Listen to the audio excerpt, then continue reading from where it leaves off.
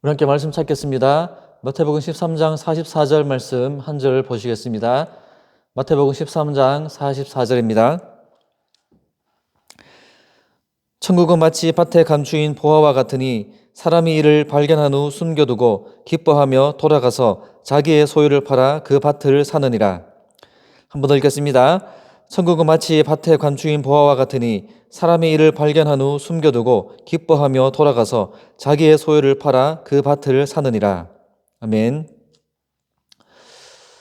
우리 성경에 보시면 천국 또는 하나님의 나라라는 단어가 자주 등장을 합니다. 우리가 죽으면 천국 간다 이렇게 말하죠. 우리 죽으면 영혼이 천국에 올라간다 이렇게 말하는데 성경에서 천국이라는 단어 또 하나님 나라라는 단어는 같은 의미를 가진 단어인데 우리가 가진 이 한글 성경을 기준으로 그 횟수가 얼마나 반복이 되냐 이렇게 찾아보면 하나님의 나라 천국이라는 단어는 복음서에 87회 정도가 나옵니다. 그리고 신약 성경 전체를 봐서는 104회 정도가 반복이 된다는 겁니다. 우리가 알다시피 반복이 된다는 것은 그만큼 중요한 것이죠. 예수님께서 이제 그 공생애를 처음 시작하시면서 하셨던 그 설교의 내용이 뭐냐면 회개하라 천국이 가까웠다라는 것입니다. 그리고 전도하실 때도 그 내용이 무엇이냐면 하나님의 나라에 관한 일들을 계속해서 말씀을 전하신 것입니다. 그리고 예수님께서 죽으시고 부활하신 후에 승천하시기 전에 다시 말해서 부활하신 후에 승천하시기 전 40일 동안 전하신 말씀이 무엇이냐면 사도행전 1장 3절에 이렇게 말합니다.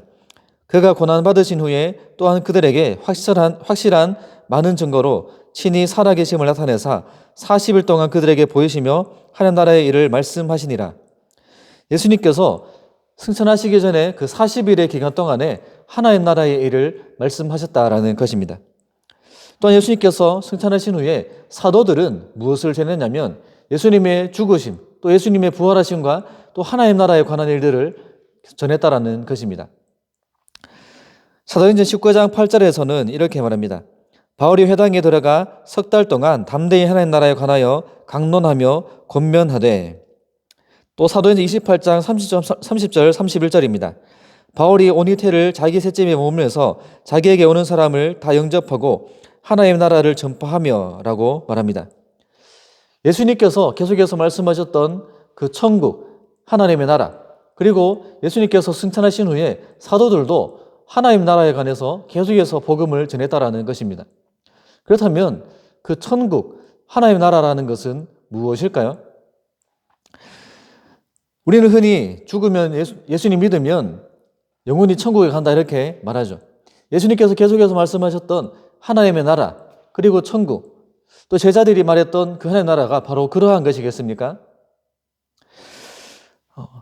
성경이 이렇게 강조하는 하나님의 나라의 그 정체가 무엇인가 잠깐 나누도록 하겠습니다.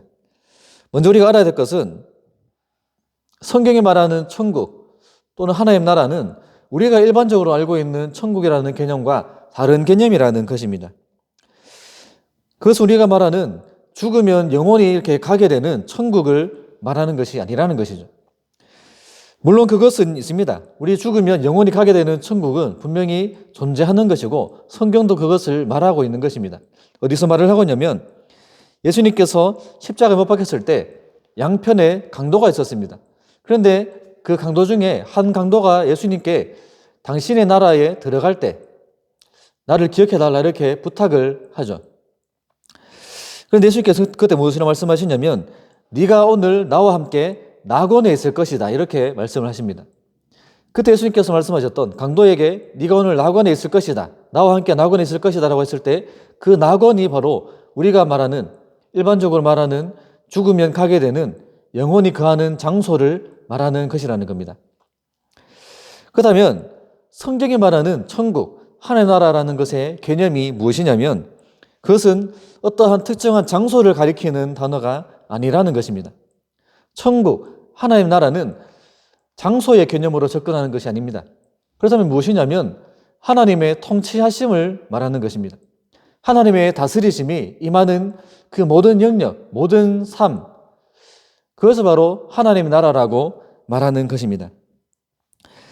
하나님의 왕권이 임하는 모든 영역이 바로 하나님의 나라라는 것입니다.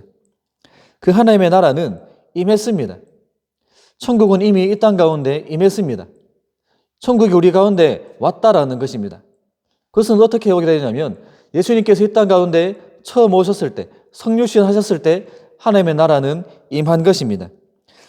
예수님께서 하늘의 통치권을 가지고 그 왕권을 가지고 이 땅 가운데 오셨습니다. 그 예수님의 오심으로 말미암아 예수님의 그 통치하심, 하나님의 통치하심이 이 땅 가운데 드러나고 시작이 되었다라는 것입니다. 그것이 바로 하나님의 나라가 이 땅에 임하고 시작되었다라는 말입니다.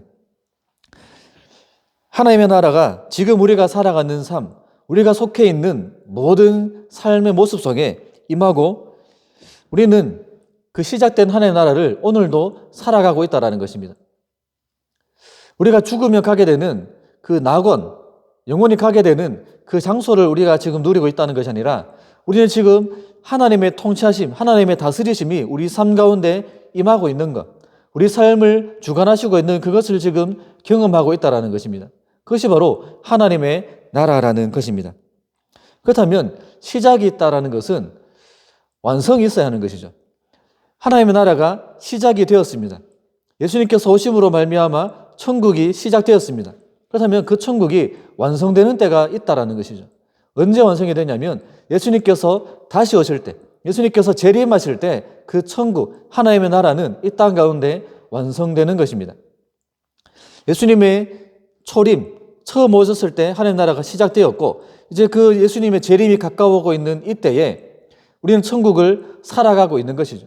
그리고 예수님께서 다시 오실 때, 재림하실 때 하나님의 나라는 완성된다라는 것입니다. 그때 우리는 부활하게 될 것이고 우리의 육체는 영혼과 함께 다시 살게 될 것입니다. 그 영혼은 어디에 있습니까? 아까 말씀드렸던 성경이 말하는 낙원, 우리의 영혼이 지금 죽게 되면 가게 되는 그곳에 있다가 부활하는 육체와 합쳐지게 된다는 것이죠. 그렇기 때문에 우리가 생각하는 천국은 성경에서 낙원이라고 말하고 있고 영혼이 죽게 되면 가게 되는 영혼이 거하는 장소는 일시적인, 임시적인 처소라는 겁니다. 우리가 중요하게 생각해야 될 것은 우리가 지금 하나님의 나라를 살아가고 있다는 것이고 그 하나님의 통치하심을 지금 우리가 받고 있다는 것이죠. 그리고 그 하나님의 나라가 완성되어 간다는 것입니다. 우리는 그 삶 가운데 우리가 살아가고 있다는 것을 기억해야 한다는 것이죠. 오늘 말씀에서 예수님께서 한 비유를 말씀하십니다. 한 농부가 밭을 갈다가 밭에 보화가 감추어져 있는 것을 발견하게 되었습니다. 이 농부는 자기 땅에서 농사를 짓고 있는 것이 아니었던 것이죠. 다른 사람의 밭에서 일을 해주고 있었던 것 같습니다. 아니면 그 땅을 빌려서 농사를 짓고 있었던 것일 겁니다. 그런데 그 보물을 발견한 후에 깜짝 놀랐습니다. 왜냐하면 그 보물이 너무나 엄청난 것이기 때문에, 너무나 큰 보물이기 때문에 깜짝 놀랐다는 것이죠. 그리고 어떻게 했냐면 즉시 자기 집으로 달려갔습니다. 그리고 자기가 가지고 있는 모든 것을 다 팔아버렸어요. 집도 팔고 자기가 가지고 있는 모든 것을 다 팔아버렸겠죠. 그리고 그 판 것을 가지고 보물을 찾았던 그 밭을 사버렸습니다. 그리고 그 밭을 자기의 소유로 만들었다라는 것이죠. 그것이 바로 비유에서 말하고 있는 내용입니다. 이 비유의 목적이 무엇이냐면 바로 그 하나님의 나라의 가치가 이러한 것이라는 말입니다. 그 밭을 봤을 때, 그냥 밭만 봤을 때는 아무것도 없지만 그 밭에 엄청난 보물이 숨겨져 있는 것을 봤을 때는 그 밭을 사기 위해서, 그리고 그 밭에 숨겨져 있는 그 보물을 자기의 것으로 만들기 위해서 자기가 가지고 있는 모든 재산을 다 팔아버리고도 남을 그러한 대가를 지불했다는 것이죠. 그것이 바로 하나님 나라의 가치라는 것입니다. 이 짧은 구절이지만 이 구절에서 하나님 나라의 가치가 얼마나 큰 것인가, 얼마나 귀한 것인가를 우리에게 말씀해 주고 있습니다. 하나님의 나라는 바로 그러한 것이라는 겁니다. 보화가 감추어진 밭과 같다라는 말입니다. 그리고 그 보화가 너무나 값지기 때문에 그 보물이 너무나 큰 가치를 가지고 있기 때문에 그 소유를 팔아서 그 모든 것들을 차지해야 하는 그러한 큰 가치가 있는 것이라는 겁니다. 그런데 중요한 것은 그 하나님 나라의 특징은 뭐냐면 감추어져 있다는 것이죠. 드러나 있는 것이 아니라 감추어져 있다는 것입니다. 이 농부는 자기 집으로 달려갔습니다. 왜냐하면 빨리 그 자기 재산을 팔아서 밭을 사게 되기 때문에 달려갔습니다. 근데 다른 사람들은 왜 그런지 모르죠. 다른 사람들은 왜 저 농부가 갑자기 일을 하다가 뛰쳐가는지, 그리고 왜 자기 재산을 다 팔아가지고 저 밭을 사는지 이해하지 못합니다. 왜냐하면 다른 사람들은 그 밭에 무엇이 숨어 있는지 보지 못했기 때문이죠. 그 밭에 감추어져 있는 보화를 다른 사람들은 보지 못했기 때문입니다. 그런데 그 농부는 봤다라는 것이죠. 그리고 이 구절이 천국에 대해서, 하나님 나라에 대해서 말씀하고 있는 특징 중에 또 중요한 것 하나는 하나님 나라는 기쁨이라는 것입니다. 기쁨. 이 농부는 그 밭을 차지하기 위해서 그냥 간 것이 아니라 기뻐하며 자기 집으로 갔습니다. 그리고 그 전에 어떻게 하죠? 그 보물을 다시 숨겨둡니다. 왜냐하면 다른 사람이 차지하지 못하게 자기가 차지해야 되기 때문에, 반드시 자기 것으로 만들어야 되기 때문에 그렇게 하고 기뻐하며 달려갔다라는 것입니다. 다른 사람들은 모르지만 그 보화를 발견한 농부는 그것이 얼마나 큰 기쁨인지 아는 것이죠. 천국이 이와 같은 것입니다. 다른 사람은 알지 못하지만, 그 천국을 보지 못한 사람들은 알지 못하지만, 우리는 천국을 경험한 자라면, 그 천국을 바라본 자라면 그 천국으로 인해서 기쁨이 충만한 삶을 살아간다는 것이죠. 우리가 하나님 나라를 알고 경험하는 것은 벅찬 감동과 기쁨이 우리 삶 가운데 주어지는 것입니다. 여러분, 즐거워하는 것이 무엇이 있습니까? 여러분들 무엇을 좋아합니까? 게임을 좋아하는 사람들도 있을 것이고, 먹는 것, 아니면 노래 부르는 것, 아니면 뭐 다른 어떤 것들이 있을 것이죠. 그런데 우리가 세상에서 누릴 수 있는 많은 것들이 있습니다. 세상에서 많은 즐거움들을 이제 찾을 수가 있는데, 기억해야 될 것은 이 세상이 우리에게 주는 즐거움이나 기쁨은 영원한 것이 아니라는 것입니다. 제가 한 가지 예를 한번 들어보겠습니다. 제가 군대에 가기 전에 교회 친구들과 이제 롯데월드를 갔습니다. 롯데리아가 아니라 롯데월드를 갔는데, 이제 서울에 있죠. 무엇을 하러 갔냐면 롯데월드에 있는 자이로드롭이라는 놀이기구를 타러 갔습니다. 여러분들 아실 건데 높이가 이제 땅에서 90m 정도가 됩니다. 그리고 거기에서 이제 우리가 자유낙하하는 것처럼 빠른 속도로 떨어지는 그런 놀이기구죠. 근데 이제 제가 갔을 때 평일이었는데 사람이 굉장히 많았습니다.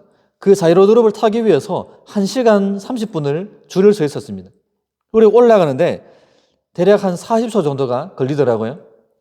그리고 그 90m에서 내려오는데 얼마가 걸렸냐면, 우리 타본 분들은 알겠지만 3초가 걸렸습니다. 3초. 저는 굉장히 허무했습니다.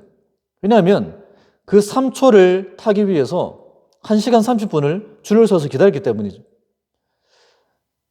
1시간 30분 줄만 섰습니까? 아니죠. 제가 대구에서 서울까지 갔습니다. 그때는 KTX가 아니라 좀 싼 기차를 타고 갔는데 기차 시간이 4시간이 걸렸습니다. 그리고 기차에 내려서, 서울역에 내려서 롯데월드까지 또 지하철을 타고 한참을 갔죠. 그리고 또 줄을 1시간 반을 서서 자이로드롭을 탔습니다. 그리고 또 다시 집에 돌아와야 되죠. 그러니까 최소한 몇 시간입니까? 왔다 갔다 왕복 8시간에 줄 서는데 1시간 반, 또 지하철 왕복하는데 또 걸린 시간까지 하면 한 10시간 정도가 걸리는 겁니다. 그 10시간을 투자해서 3초를 자이로드롭을 탔다는 거죠. 제가 그 자이로드롭을 타고 땅에 내려왔을 때 너무나 허무했습니다. 내가 이 꼴랑 3초 때문에 이거 타려고 대구에서 서울까지 왔나? 이거 타려고 1시간 30분을 줄을 서 있었나? 굉장히 허탈했던 기억이 있습니다. 우리 세상에서 누리는 즐거움이나 기쁨은 바로 그런 것이라는 겁니다. 정말 엄청날 것 같지만, 그 즐거움이 굉장히 클 것 같지만 막상 경험해보면 별 것이 아니라는 것이죠. 그리고 영원하지 않습니다. 잠깐 즐겁고 끝납니다. 그렇지만 우리 하나님께서 주시는 기쁨은 그런 기쁨이 아닙니다. 영원한 기쁨이죠. 우리가 하나님 나라를 이 땅 가운데 살아가면서 하나님의 통치하심을 받으며 우리가 하나님 나라의 백성으로 살아가는 그 삶은 영원한 기쁨이라는 것입니다. 그 기쁨은 환경에 따라서 영향을 받는 것이 아니라 환경에 따라서 달라지는 기쁨이 아니라 언제나 충만한 기쁨입니다. 내가 힘들거나 아플거나 내가 어떤 좋지 않은 상황 가운데 있을지라도 내가 하나님 나라의 백성이라는 것, 내가 구원받은 하나님의 자녀라는 그 사실이 주는 기쁨은 세상에서 어떤 것과도 바꿀 수 없고 비교할 수 없는 가장 탁월한 기쁨인 것입니다. 모든 사람들의 마음에는 빈자리가 있습니다. 그 빈자리는 무엇으로 채워지냐면 돈이나 어떤 권력 아니면 즐거움 그런 것으로는 절대 채워지지 않습니다. 사람도 그 빈자리를 절대로 채워줄 수가 없는 것입니다. 그렇다면 그 빈자리는 무엇으로 채워야 하냐면 오직 하나님으로만 채워야 하는 것입니다. 왜냐하면 그 빈자리는 사람이 하나님을 떠나서 하나님을 잃어버렸기 때문에 생기게 된 빈자리입니다. 그 구멍은 하나님이 다시 내 안에 들어올 때만 메꿔지게 되는 것입니다. 우리 마음 가운데 있는 그 허무함과 허탈함들, 세상에서 우리가 찾아 헤매던 그 진짜 기쁨이 우리가 하나님의 나라의 백성으로 살아갈 때 온전히 우리에게 주어진다는 사실을 여러분들 기억하시기 바랍니다. 다시 한번 말씀드립니다. 하나님의 나라가 이 땅에 임했습니다. 하나님의 나라가 우리 가운데 임했습니다. 우리는 지금 그 나라를 살아가고 있는 것입니다. 하나님께서 독생자를 우리를 위해서 주심으로 인해서 그 나라가 시작되었고 우리는 그 나라를 지금도 살아가고 있다는 사실을 기억하시기 바랍니다. 우리는 하나님 나라와 하나님 나라의 기쁨과 감격을 알아야 합니다. 그 기쁨이 얼마나 큰 것인지 얼마나 감격스러운 것인지 우리는 알아야 한다는 겁니다. 우리는 하나님 나라의 백성으로서 그 이름에 걸맞게 살아야 되겠죠. 슬픔이 많고 아픔이 많은 이 세상 가운데 여전히 힘든 시기들을 지나고 있지만 마치 농부가 밭에서 그 엄청난 보화를 발견하고 기뻐서 집으로 달려갔던 것처럼 그의 나라의 감격이 오늘 우리 삶 가운데 우리에게 주어졌다는 것을 우리가 알아야 한다는 겁니다. 그 영원한 기쁨, 그 완전한 기쁨이 우리 가운데 지금 주어졌다는 것이죠. 그 영원한 기쁨이 현재의 우리 삶 속에 들어온 것입니다. 영원이라는 것이 우리의 삶에 현재 벌써부터 주어진 것이고 우리는 그 영원이라는 것을 지금 이미 이곳에서 체험하고 맛보고 있다는 사실을 기억해야 한다는 겁니다. 그런데 우리는 말로는 이해할 수 있습니다. 하나님 나라가 얼마나 귀한 것인지 우리가 하나님 나라의 자녀가 되었다는 것이 얼마나 큰 것인지 우리는 말로는 알고 이해할 수 있지만 실제로 그렇습니까? 우리가 정말 하나님 나라의 백성으로 살아가는 그 기쁨 때문에 우리가 슬프지도 않고 힘들지도 않고 세상에서 원하는 것이 잘 되지 않는다고 할지라도 실망하지 않는 그런 삶을 살아갑니까? 그렇지가 않습니다. 그것보다 먼저 우리는 그 하나님 나라의 그 기쁨이 어떠한 것인지 온전히 알지 못합니다. 왜 그렇죠? 그 하나님 나라가 보화가 밭에 감추어져 있었던 것처럼 감추어져 있기 때문입니다. 하나님 나라의 그 큰 비밀이, 그 엄청난 기쁨이 눈에 보이게 확 우리 눈에 딱 보여지게 있는 것이 아니라 감추어져 있다는 것입니다. 밭에 감추어진 보화는 보이지가 않죠. 그래서 그 보화가 있다는 것을 알지 못하는 사람은 농부를 이해하지 못했다라고 말씀드렸습니다. 그런데 오직 그 농부 한 사람만은 아는 것이죠. 그 밭이 얼마나 엄청난 가치를 가지고 있는 것인가 아는 겁니다. 그래서 그 기쁨이 충만해서 달려갈 수가 있었던 것이죠. 농부는 압니다. 그래서 그 전 재산을 바칠 수가 있었던 것입니다. 그렇다면 하나님 나라의 백성으로 살아가는 우리는 그 기쁨이 얼마나 충만하고 큰 것인지 알아야 하는데 그렇지 못하다는 것이죠. 하나님의 다스리심을 받는 그 삶이 얼마나 감격스러운 것인지 우리는 알아야 하는데 알지 못한다는 겁니다. 왜냐하면 우리가 그것을 믿음으로 보지 못했기 때문이죠.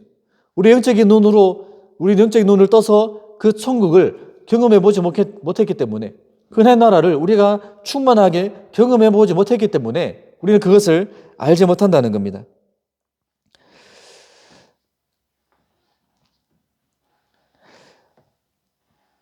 하나님 나라에 속한 사람들은 그 속에 있는 비밀, 그 가치를 아는 자들이 되어야 합니다.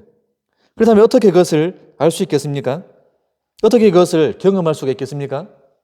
바로 그 십자가가 얼마나 큰 가치를 가지고 있는 것인가. 그것을 우리가 알아야 그 가치에 대해서 우리는 알 수가 있다는 것입니다. 여러분, 서울에 가시면 양화진이라는 곳이 있습니다.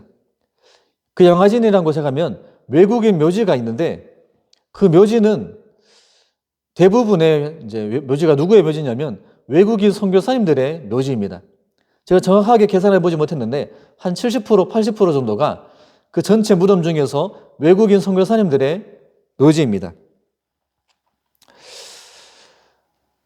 거기에는 우리에게 굉장히 큰 감동을 주는 여러 가지 사연들이 있습니다. 저는 개인적으로 마음이 조금 이렇게 해이해질 때, 영적으로 무뎌질 때 영화진에 갔던 기억들을 떠올릴 때가 있습니다. 그러면 그때에 하나님께 주셨던 은혜와 감동들이 다시 제 마음 가운데 들어오게 되는 것을 경험합니다. 그 묘비 중에는 루비 캔드릭이라는 한 23살의 나이로 돌아가셨던 한 여자 선교사님의 묘비가 있습니다. 그 묘비에는 무엇이 써져 있냐면, 나에게 만일 1000개의 생명이 있다면 한국을 위해 모두 바칠 것이다. 이렇게 고백하고 있는 글이 써 있습니다. 여러분, 23살이라는 나이 얼마나 귀하고 얼마나 젊은 나이입니까?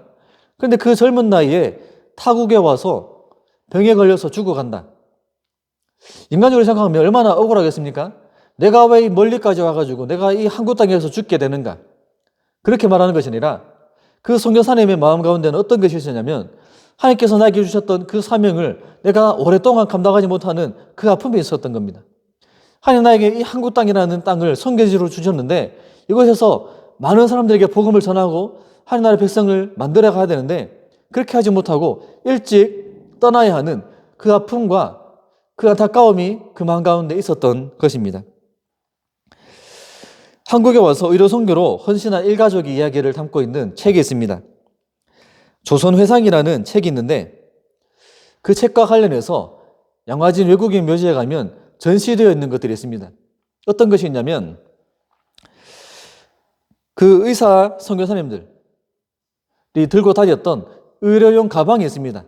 다 낡아서 헤어진 그런 가방이 있죠. 그리고 의료용 도구들이 있습니다. 그리고 그때 들고 다녔던 성경책, 낡아 빠진 성경책이 전시가 되어 있는 겁니다. 저는 그것을 보면서 그런 생각이 들었습니다. 바로 이분들은 정말 이 성경책을 전달하기 위해서 이 성경이 가지고 있는 놀라운 하나님의 은혜를 전하기 위해서 이 땅 가운데 오셨구나. 이 한국 땅이라는 곳에 오셔서 헌신하시고 생명을 바쳤구나라는 것을 보게 되었습니다. 저는 그 중에서도 그 의료 선교로 헌신했었던 그 선교사님들의 가족의 전시물품들을 보면서 특별히 마음에 감동이 있었던 것이 있습니다. 그것이 뭐냐면, 그 선교사님들에게 아이들이 있었는데 어린 딸이 있었습니다. 근데 그 어린 딸이 불과 한 2살, 3살이라는 정말 어린 나이에 그 당시에 이제 환경이 좋지 못하니까 병에 걸려서 천국으로 가버린 겁니다. 그런데 그 선교사님이, 엄마인 선교사님이 그 딸아이의 머리카락을 잘라가지고 공책에 이렇게 딱 붙여놓고, 우리 딸이 오늘 얼마나 컸다, 우리 딸이 오늘 이런 말을 했다, 이런 재롱을 부렸다, 이런 것을 일기로 기록을 해놓은 겁니다. 정말 그 눈에 넣어도 아프지 않을 그 딸이 2살, 3살이라는 나이로 타국에서 죽어갈 때 그 부모의 심정이 어떻겠습니까? 얼마나 마음 아팠겠습니까? 그런데 그들은 기꺼이 그렇게 했다라는 겁니다. 왜냐하면 그들이 경험한 하나님 나라의 가치와 그 천국의 기쁨이 너무나 큰 것이기 때문에 하나님께 그렇게 헌신할 수밖에 없었던 것이고, 하나님 알지 못하는 그 한국 땅, 조선 땅에 와서 그것을 전하지 않으면 견딜 수 없었던 그 안타까운 마음이 그들 마음 가운데 있었던 것입니다. 그래서 그들은 그 삶의 모든 것들을 다 포기하고 다 버려두고 먼 곳에 와서 복음을 전했다는 것입니다. 여러분들 토마스 선교사님이라는 분을 들어보셨을 겁니다. 그분은 이 땅에 선교 초기에 와서 중국에서 이제 한국 땅으로 들어오게 되는데 배에서 내려보지도 못하고 창에 찔려서 죽게 됩니다. 그 당시에 기독교를 배척하던 그런 이제 정권에 의해서 군인의 창에 의해서 죽게 되는 것이죠. 배가 불태워지고 창에 찔려서 죽어가는 그 순간에 토마스 선교사님이 무엇을 하셨겠습니까? 살려달라 애원한 것도 아니고 원망한 것도 아니고 그 선교사님이 죽어가는 그 순간까지도 배 밖으로, 불타고 있는 배 밖으로 성경책을 던졌다라는 겁니다. 그 성경책을 누구라도 한 명이라도 와서 한 권이라도 더 주워가서 하나님의 말씀을 읽도록 하겠다는 그 마음으로 죽어가는 순간에도 자신의 죽음을 비관하지 않고 하나님께서 맡기신 사명을 감당하면서 죽어가셨던 것입니다. 그리고 그 땅에 그 열매가 이 땅 가운데 맺어지고 피어나서 우리가 지금 하나님을 믿는 그 은혜를 지금 누리고 있는 것이죠. 그 선교사님들이 흘렸던 그 피, 그 헌신의 대가 때문에 우리는 하나님의 백성이 되었다라는 사실을 기억해야 하는 것입니다. 그 수많은 선교사님들이 말하는 것, 그 선교사님들이 흘렸던 그 피가 말하고 있는 것이 무엇입니까?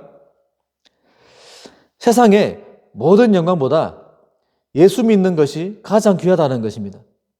세상의 모든 좋은 것들보다 예수님을 사랑하는 것이 가장 귀하고 가장 기쁜 것이라는 겁니다.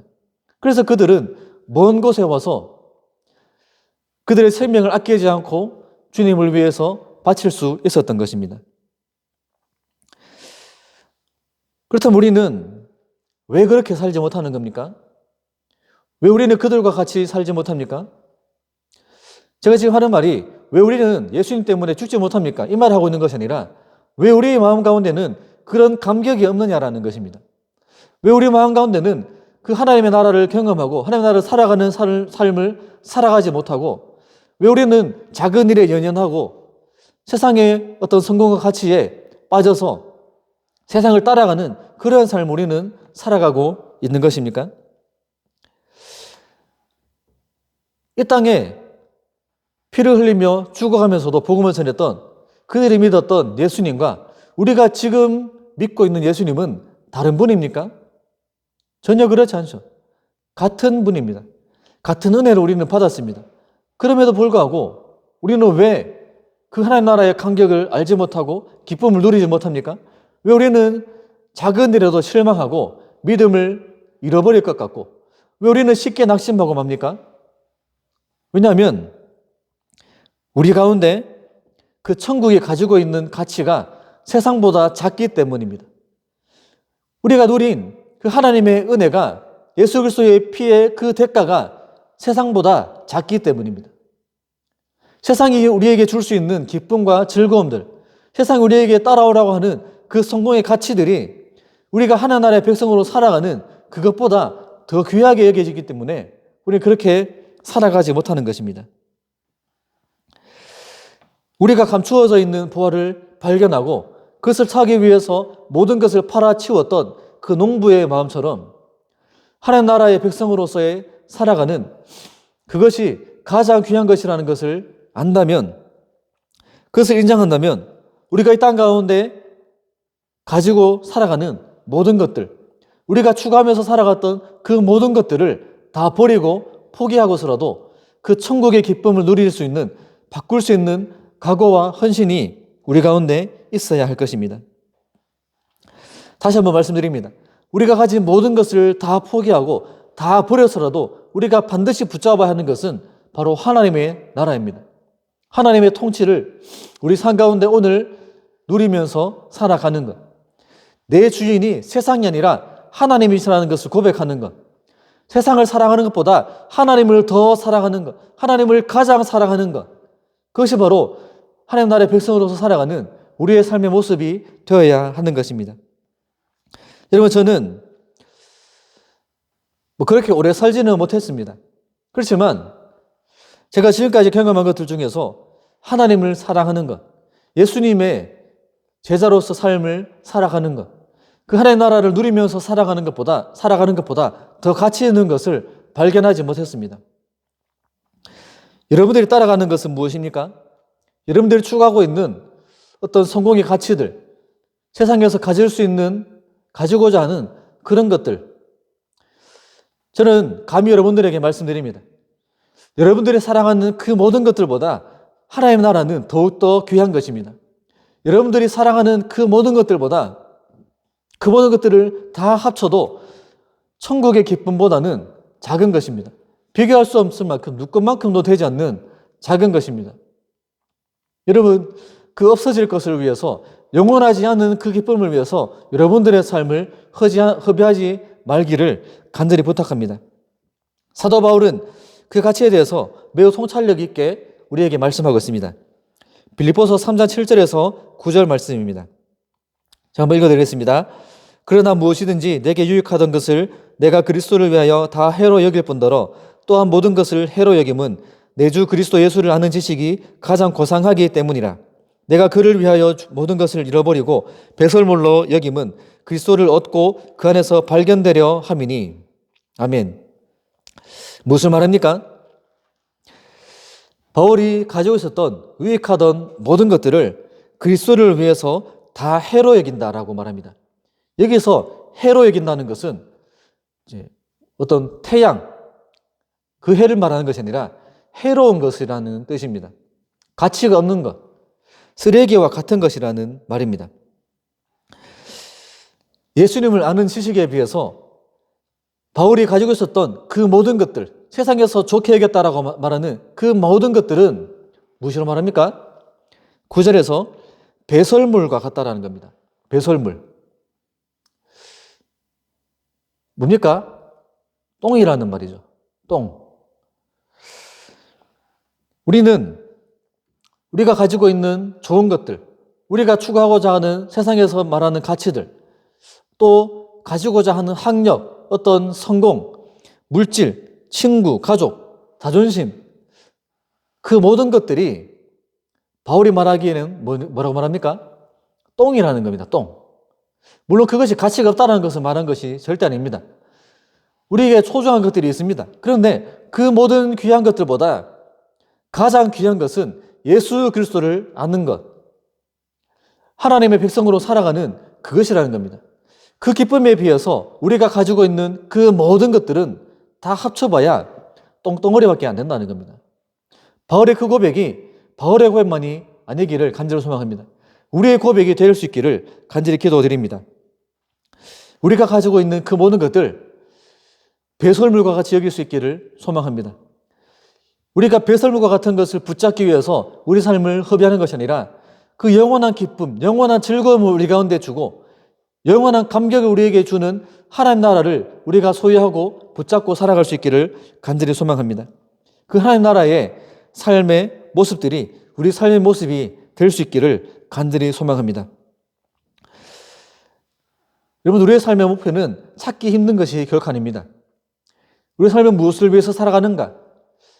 무엇을 붙잡기 위해서, 무엇을 우리가 얻기 위해서 살아가는가? 복잡하게 생각할 것이 전혀 없습니다. 우리 믿는 사람들은 간단합니다. 성도들의 삶의 목표와 가치와 방향은 너무나 간단한 것입니다. 그것은 뭐냐면 예수님을 사랑하는 것입니다. 하나님 나라를 누리면서 살아가는 것이 바로 우리의 비전인 것입니다. 그런데 우리가 착각하는 것이 우리가 비전이라고 말할 때 내가 어떠한 직업을 가지겠다, 내가 어떠한 사람이 되겠다, 내가 누구와 결혼하겠다, 이런 것들은 여러분 비전이 아닙니다. 우리에게 비전은 방향을 말하는 것입니다. 삶의 궁극적인 목적을 말하는 것입니다. 그것은 바로 말씀드렸듯이 예수님을 사랑하는 것, 하나님 나라의 백성으로 살아가는 그것이 바로 우리에게 있는 유일한 비전입니다. 그 비전을 위해서 우리는 직업을 가지고 결혼도 하고 이 땅에서 살아가는 것이죠. 그것은 수단인 것입니다.